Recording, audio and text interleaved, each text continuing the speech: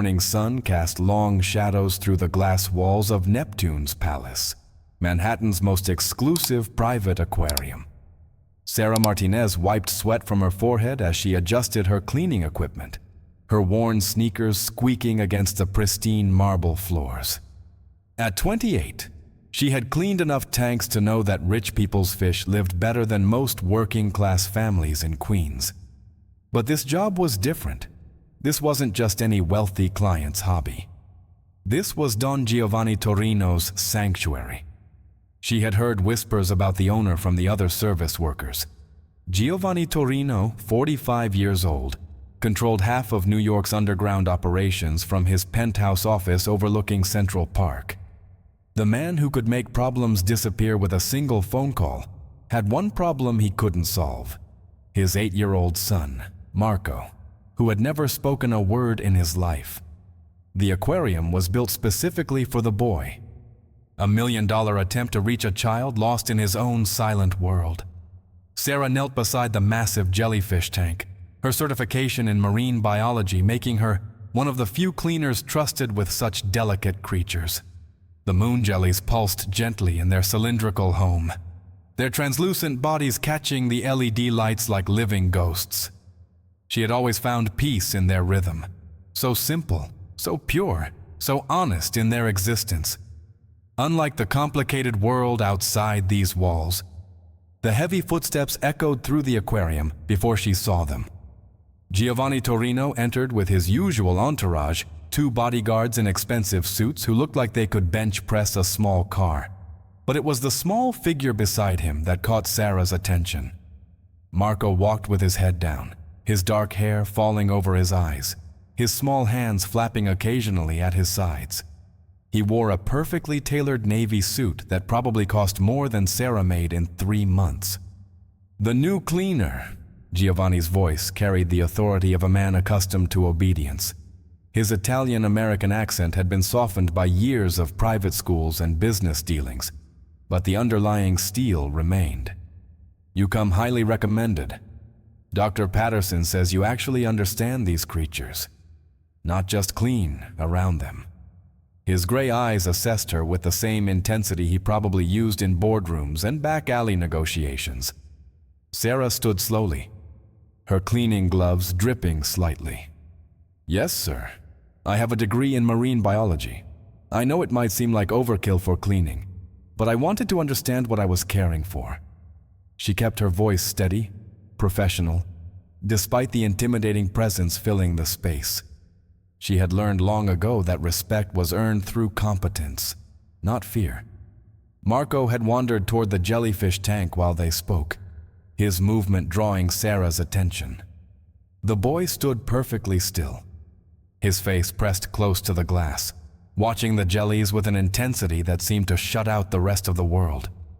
His breathing had slowed, synchronized almost with the gentle pulsing of the creatures. Sarah noticed his hands had stopped their flapping. Something about the jellies calmed him. "He does this everywhere," Giovanni said, following her gaze. For the first time, his voice carried something other than authority, a father's exhausted love. "Every aquarium, every nature documentary, every pet store. He watches, but he doesn't speak. Not to me, not to his doctors, not to anyone." The admission seemed to cost him something, this man who controlled so much but couldn't reach his own son. Sarah moved closer to Marco, keeping her distance but positioning herself where she could observe both the boy and the jellyfish. "They're incredible creatures," she said softly. Not directly to Marco, but loud enough for him to hear. "No brains, no hearts, but they've survived for over 500 million years. They just exist. They don't need to prove anything to anyone." She began her cleaning routine, her movements slow and deliberate. The boy's head tilted slightly, the first acknowledgement that he was listening. Giovanni stepped closer, his bodyguards remaining by the entrance like well-dressed sentinels. "Marco loves them," he said, his voice gentler now. "His mother, she thought this place might help before she passed." The words hung in the air, explaining so much about the desperate hope built into these walls. Sarah continued working, her hands moving through the familiar motions while her mind raced. She had read about children like Marco in her studies, the way they sometimes connected with marine life in ways that bypassed traditional communication. "The moon jellies are special," she said, glancing at the boy. "They don't have eyes, but they can sense light.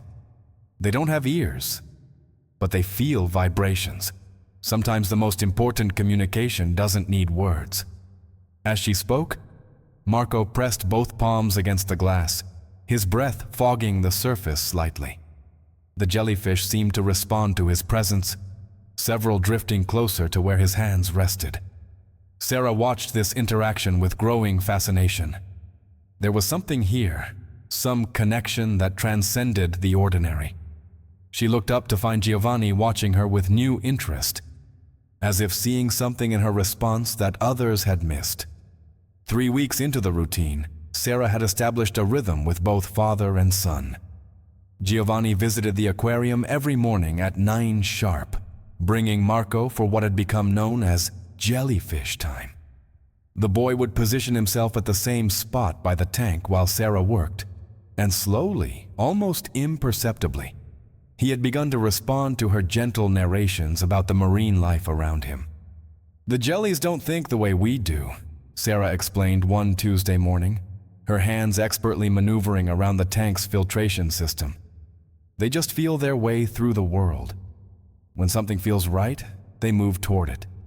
When something feels wrong, they drift away." Marco's usual hand flapping had stopped entirely during these sessions, replaced by a profound stillness that his father observed with growing amazement. Giovanni had taken to arriving 15 minutes early, watching Sarah prepare for her work with the same attention he once reserved for business negotiations. He noticed how she moved with quiet confidence, how she never talked down to Marco or treated him like a problem to be solved. Instead, she spoke to him like an equal, someone worth having a conversation with, even if the conversation was one-sided. "In Sicily, my grandmother kept goldfish," Giovanni shared one morning, surprising Sarah with the personal revelation. "She said they brought peace to troubled souls. I never understood what she meant until I watched Marco here." He stood beside his son, both of them mesmerized by the gentle ballet of the moon jellies. "You have a gift with him. The doctors, the therapists, they all try so hard, but you just exist with him." Sarah paused in her work, considering his words. Maybe that's what he needs. Not someone trying to fix him, but someone willing to be in his world. She had been thinking about Marco constantly, researching new techniques for reaching autistic children, staying late to observe his patterns and preferences. It had stopped being just a job weeks ago. It had become a calling. The breakthrough came on a rain-soaked Thursday morning in October. Marco had been particularly agitated when they arrived, the change in weather and routine clearly affecting him. Giovanni looked exhausted, and Sarah could see the strain in his shoulders as he watched his son struggle. The bodyguards shifted uncomfortably, unused to witnessing their boss's vulnerability. Sarah made a decision that went against protocol. Instead of beginning her usual cleaning routine, she sat down beside Marco, matching his height and his proximity to the tank. "Some days are harder than others," she said quietly. "The jellies feel it too. Watch how they move differently when storms come. Slower, more careful. They're listening to something we can't hear." Marco's agitation began to subside as they sat together in silence. Sarah could feel Giovanni's tension behind them, but she kept her focus on the boy and the creatures that seemed to understand him in ways no human had managed. After 10 minutes, Marco's breathing had synchronized with the pulsing of the jellies, and his hands had found the calm stillness that marked his deepest moments of peace. "You're different from the others," Giovanni said later, after Marco had fallen asleep in the car during their drive home. They stood alone in the aquarium, the only sounds the gentle humming of pumps and filters. "The way you see him, it's like you understand something everyone else misses." His eyes held a mixture of gratitude and something deeper, more complex. Sarah finished packing her equipment, hyper-aware of the intimacy of the moment. "He's not broken, Mr. Torrino. He's just in a different conversation than the rest of us.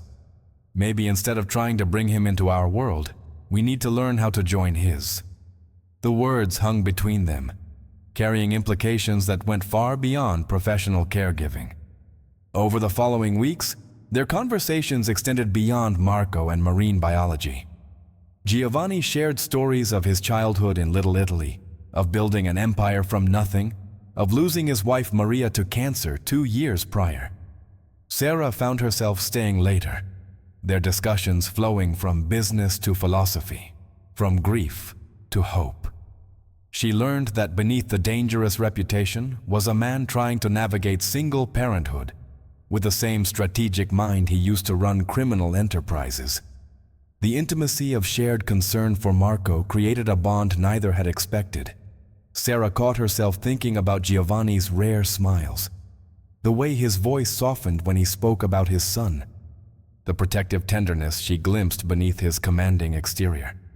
She was falling for a man whose world should have terrified her, but whose love for his child revealed depths that transcended any reputation.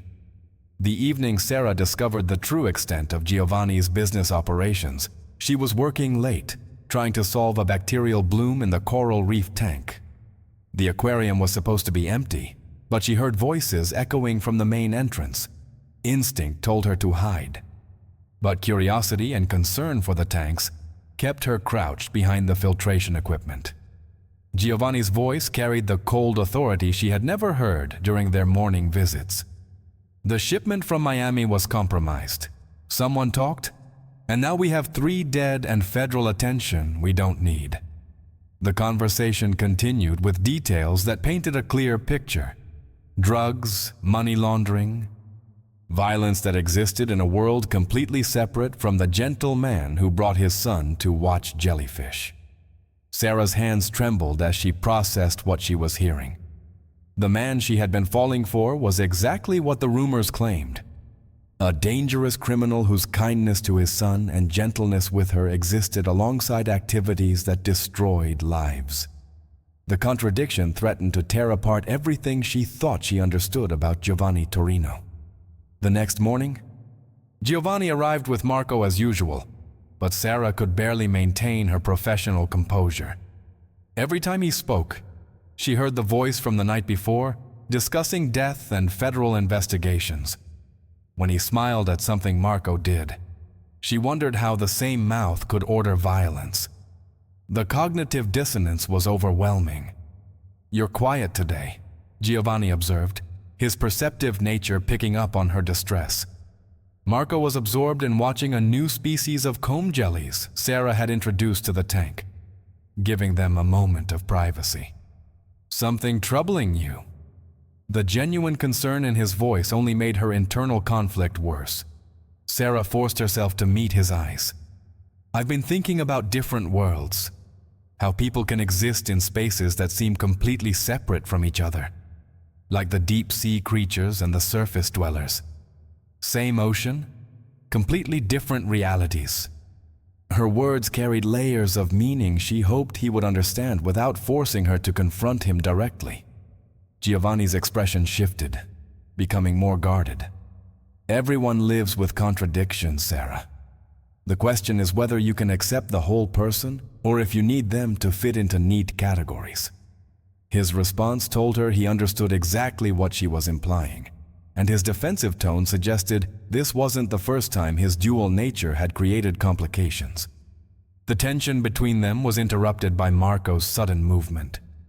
The boy pressed both hands against the glass and made a sound, not quite a word, but the closest thing to vocalization any of them had heard from him.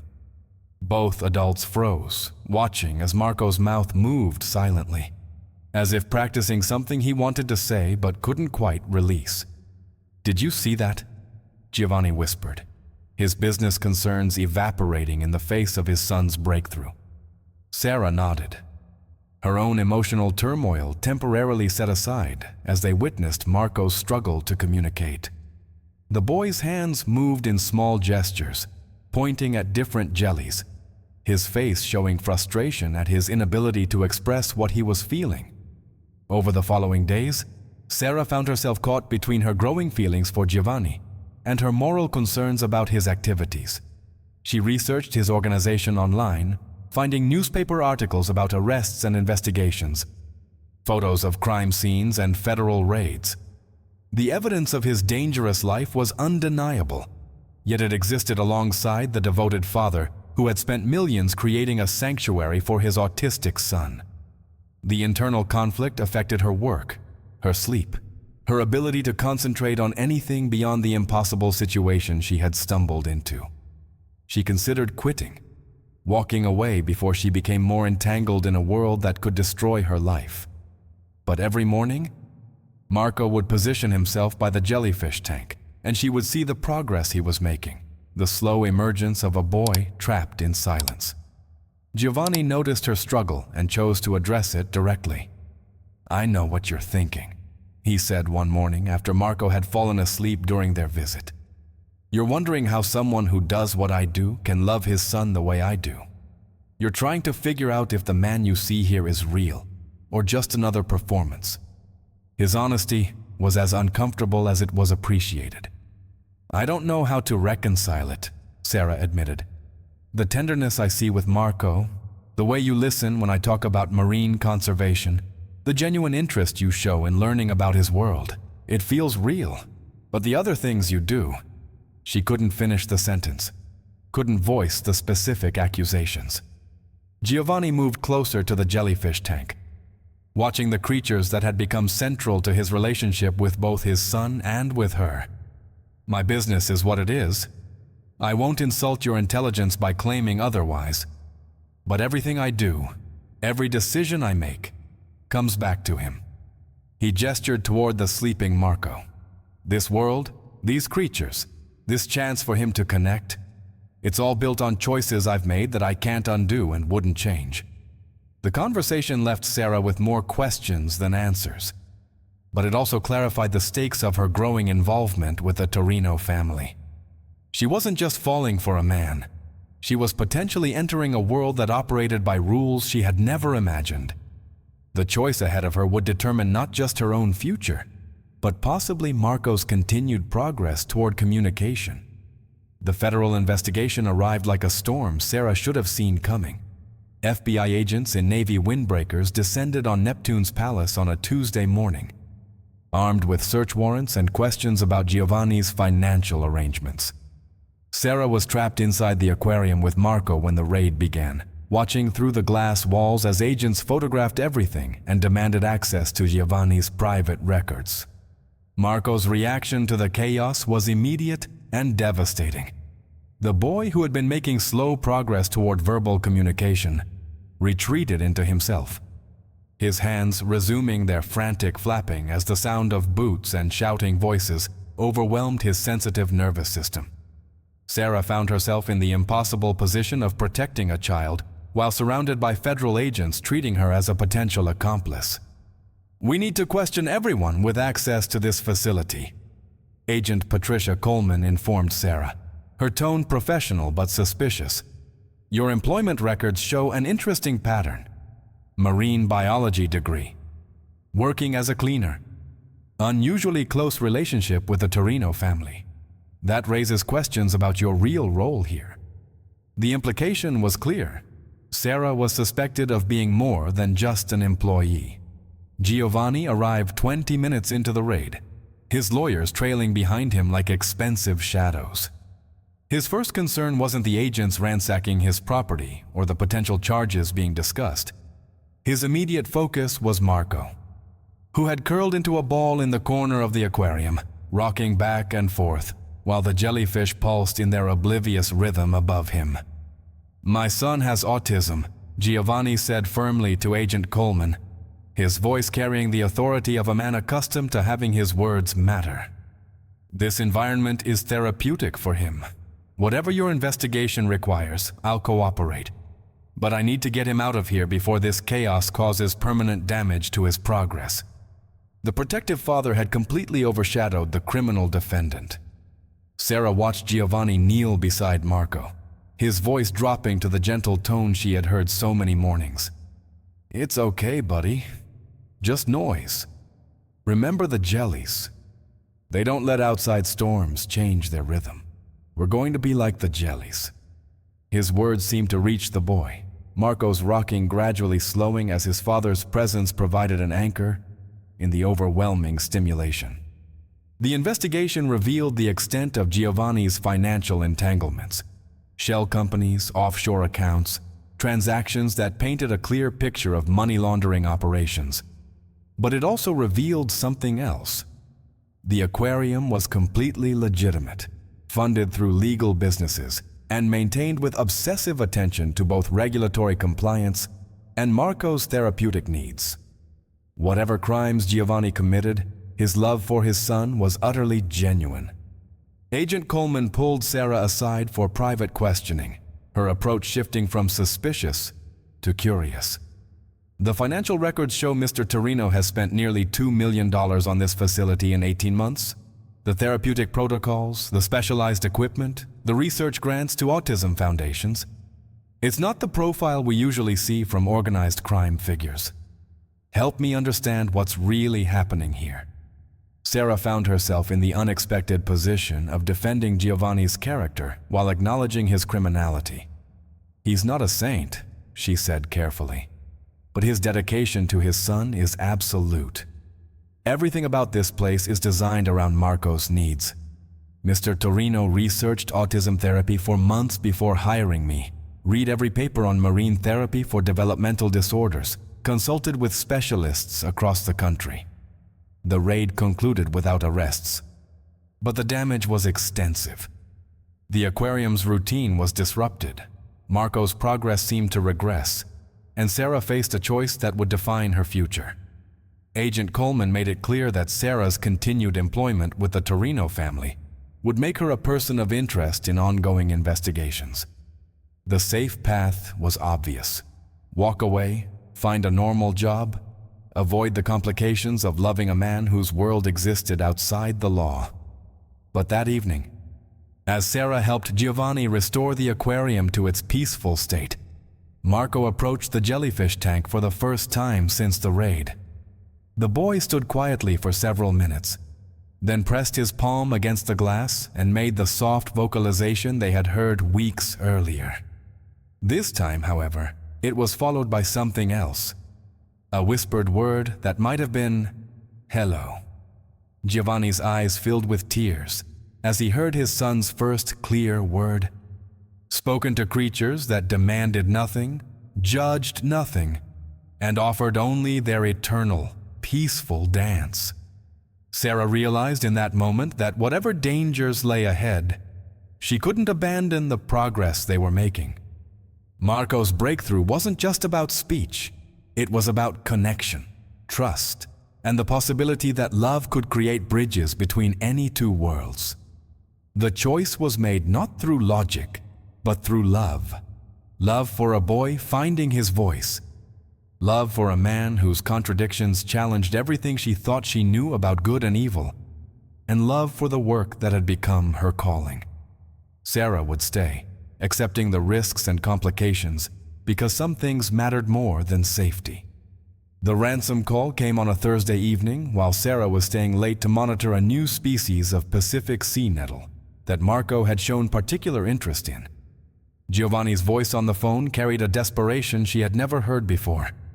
"They have Marco, my enemies. They took my son." The words shattered the careful peace they had built around the aquarium, transforming their sanctuary into the center of a nightmare. The kidnappers were rivals from Philadelphia, men who had decided that hitting Giovanni's empire wasn't enough. They needed to break the man himself. The ransom wasn't money, which Giovanni had in abundance, but something more valuable.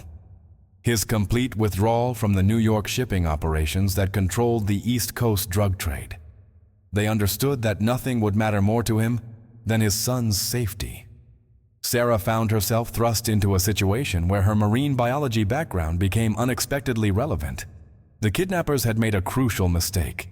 In their phone calls, Marco could be heard in the background, making the same soft vocalizations he made at the aquarium. Sarah recognized the pattern, the specific rhythm that indicated he was trying to communicate something important. "He's telling us something," Sarah insisted to Giovanni and his security team as they analyzed the recorded calls. "Those sounds, they're not random. He makes them when he's trying to show us something specific about the jellyfish. He's trying to communicate where he is." The room full of hardened criminals and federal agents turned to the young marine biologist who might hold the key to finding the missing boy. Working with audio specialists, Sarah mapped Marco's vocalizations against his established patterns of communication. The rhythm suggested water, not the controlled environment of an aquarium, but something larger, more dynamic. Combined with background sounds of seagulls and boat engines, the evidence pointed toward the waterfront, possibly one of the old shipping facilities along the Hudson River. Giovanni's organization mobilized with military precision, but Sarah insisted on being part of the rescue operation. "If he's traumatized, if he's retreated completely, you'll need someone he trusts to reach him," she argued. "I know his patterns, his triggers, the things that calm him down. You're going to need me." Giovanni's initial refusal gave way to grim acceptance. She was right, and Marco's welfare mattered more than her safety. The warehouse raid happened at dawn, Giovanni's men moving with lethal efficiency, while Sarah waited in an armored SUV with a portable marine environment kit. Tanks of seawater, battery-powered lights, and recordings of jellyfish movements that had previously calmed Marco during his worst episodes. She had prepared for the possibility that they would find a traumatized child who had completely withdrawn from the world. When the shooting stopped and Giovanni emerged carrying his son, Sarah could see the damage immediately. Marco wasn't physically harmed, but his eyes held the blank distance that meant complete shutdown. The boy who had been making slow progress toward communication had retreated into the deepest levels of his autism, his hands moving in frantic patterns, while his mouth moved silently in obvious distress. Sarah didn't wait for permission. She climbed out of the SUV and approached slowly, her voice taking on the gentle rhythm she used during their morning sessions. "The jellies are waiting for you, Marco. They've been pulsing in their special pattern, the one you taught me to recognize. They know you're coming back to see them." Her words seemed to penetrate the trauma-induced fog, Marco's frantic movements slowing slightly. The breakthrough came when Sarah activated the portable tank lights, creating the blue-green illumination that mimicked the aquarium environment.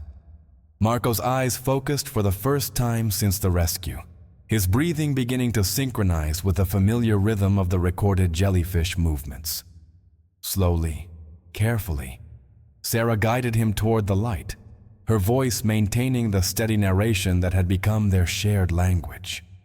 Giovanni watched his son respond to Sarah's intervention with overwhelming gratitude and something deeper, the recognition that she had chosen to risk everything for Marco's welfare.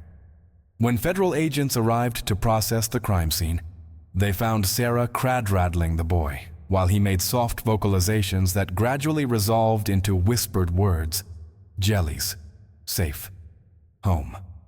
The rescue revealed the depth of Sarah's commitment to the Torrino family, but it also exposed them all to new levels of federal scrutiny. Agent Coleman made it clear that Sarah's involvement in a criminal enterprise's violent activities had crossed lines that couldn't be uncrossed. The choice was stark: testify against Giovanni's organization or face charges as an accessory to multiple felonies. But as Marco fell asleep in the SUV during their drive back to Manhattan, his small hand clutching Sarah's fingers while his father watched with tears in his eyes, she knew her decision was already made. Whatever legal consequences lay ahead, she had found something in this complicated family that transcended any simple definition of right and wrong. Love, she realized, didn't always fit into legal categories. The federal plea agreement changed everything and nothing. Giovanni accepted a sentence that would take him away for 3 years in exchange for dismantling his criminal operations and providing information about rival organizations. The man who had controlled half of New York's underworld would serve his time in a minimum security facility, emerging to a legitimate business empire built around marine conservation and autism research. Sarah's cooperation with federal investigators earned her immunity from prosecution, but it also meant testifying about activities she had witnessed and overheard. The process was emotionally exhausting, requiring her to describe Giovanni's criminal activities while explaining how those same activities had funded breakthrough research into autism therapy and marine conservation. The contradictions that had troubled her personally became legal complexities that confused prosecutors and defense attorneys alike. Marco's progress accelerated dramatically in the months following his rescue. The trauma of the kidnapping, paradoxically, seemed to break through barriers that had existed since birth. His vocabulary expanded from single words to simple sentences, his awareness of others increased, and his ability to express needs and feelings developed with remarkable speed. The boy who had communicated only with jellyfish was learning to communicate with the human world. The transformation required restructuring their entire support system. Sarah officially transitioned from cleaner to therapeutic coordinator. Her marine biology background combined with crash courses in autism therapy, making her uniquely qualified to bridge Marco's dual needs. The aquarium became a recognized research facility, hosting visiting scientists and serving as a model for animal-assisted therapy programs. Giovanni's absence created unexpected intimacy between Sarah and Marco. Without his father's protective presence, the boy began relying more heavily on Sarah for emotional security, their bond deepening beyond professional caregiving into something resembling family. She attended his therapy sessions, helped with homework, and maintained the rigorous aquarium schedules that provided structure for his days. The routine they developed centered around morning visits to the jellyfish tank, where Marco would practice new words and concepts using the creatures as a reference point. The moon jellies are peaceful today, he might observe, his vocabulary expanding to include emotional descriptions. They feel safe in their home, like I feel safe with you. Such moments reminded Sarah why she had chosen this complicated path. Visits to Giovanni in federal prison were difficult, but necessary. Marco needed to maintain connection with his father, and Giovanni needed to know his son's progress continued. Sarah served as translator and bridge, helping father and son communicate across the barriers created by Marco's developmental differences and the institutional restrictions of the correctional facility. "You've given him something I never could," Giovanni said during one visit. Watching through reinforced glass as Marco carefully explained his latest jellyfish observations using words that hadn't existed in his vocabulary 6 months earlier. The ability to connect with someone who sees the world differently. I was so focused on bringing him into my world that I never learned to enter his. The legal proceedings also brought unexpected benefits. Media attention around the case highlighted the connections between criminal justice, mental health, and innovative therapy approaches. Sarah found herself invited to speak at conferences, consult with other facilities, and participate in research that could help families struggling with similar challenges. Her work with Marco had implications far beyond their personal situation. Financial security came through the legitimate businesses Giovanni had established before his incarceration. The aquarium operated as a non-profit research facility, Sarah's salary reflecting her unique qualifications and responsibilities.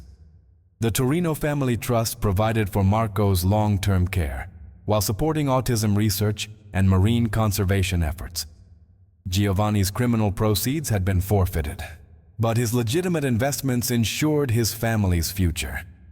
The transformation of their relationship with law enforcement was perhaps the most surprising development. Agent Coleman became an unlikely ally, helping navigate the bureaucratic complexities of running a research facility while maintaining Marco's therapeutic environment. The FBI's initial suspicion evolved into recognition that some criminal enterprises could generate genuinely positive outcomes, even if those outcomes didn't justify the underlying activities. Marco's social development expanded beyond his relationship with Sarah to include other children therapists, and researchers who visited the aquarium. His unique perspective on marine life made him a valuable contributor to scientific discussions, his observations often revealing patterns that trained researchers had missed. The boy who had been trapped in silence was becoming a bridge between different ways of understanding the world.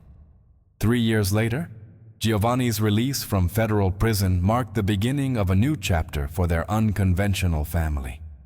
The man who emerged was changed, still protective, still determined, but with a deeper understanding of the difference between power and strength. His time away had forced him to confront the contradictions that had defined his previous life, leading to genuine transformation rather than mere strategic adaptation.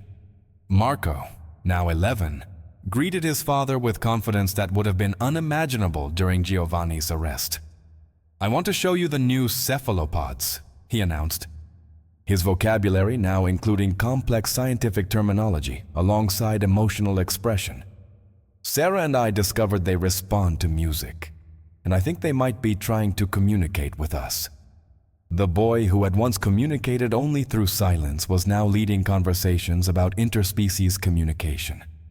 The legitimate business empire Giovanni had built during his incarceration had flourished under Sarah's management and federal oversight. Neptune's palace had become the Neptune Research Institute, an internationally recognized facility for autism therapy and marine conservation. Scientific papers published by their team were cited in academic journals, their therapeutic protocols adopted by facilities worldwide, and their conservation efforts supported by major environmental organizations. Sarah and Giovanni's relationship had evolved through years of separation, letters, supervised visits, and the shared responsibility of raising Marco. What began as attraction complicated by moral conflicts had matured into partnership, built on mutual respect, shared purpose, and deep love for a remarkable child.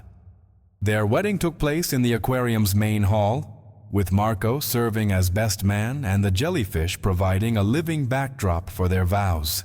The ceremony was attended by an unlikely congregation: former FBI agents, reformed criminals, autism researchers, marine biologists, and families whose children had benefited from their therapeutic programs. Agent Coleman, now retired and serving on the Institute's board of directors, officiated the ceremony. "This family proves that redemption is possible," she said, "and that love can transform even the most complicated circumstances into something beautiful."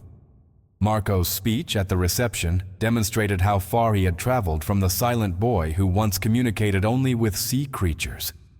"Sarah taught me that different doesn't mean broken," he said, his confidence growing with each word. "Papa taught me that love means protecting what matters most. The jellies taught me that you can be soft and still be strong.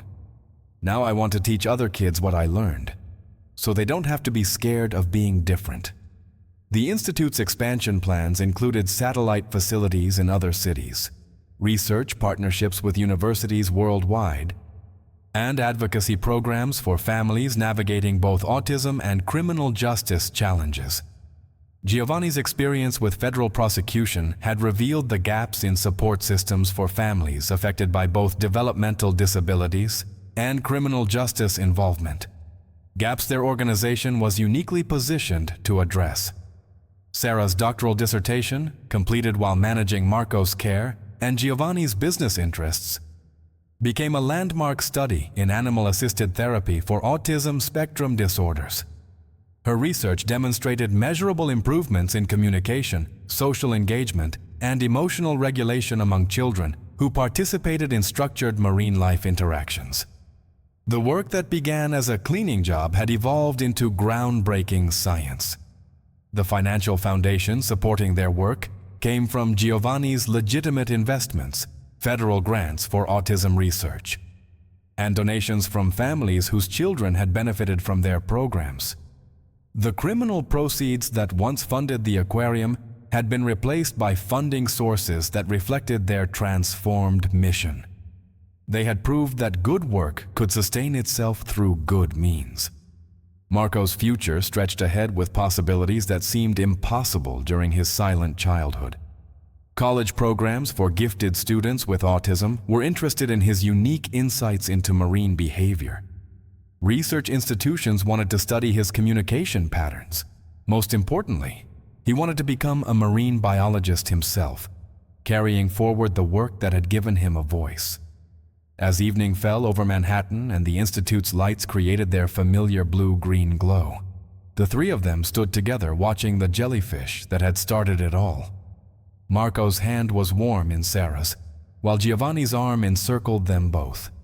The creatures pulsed in their eternal rhythm, unaware that they had witnessed the transformation of a criminal into a philanthropist, a cleaner into a scientist, and a silent child into an advocate for others like himself.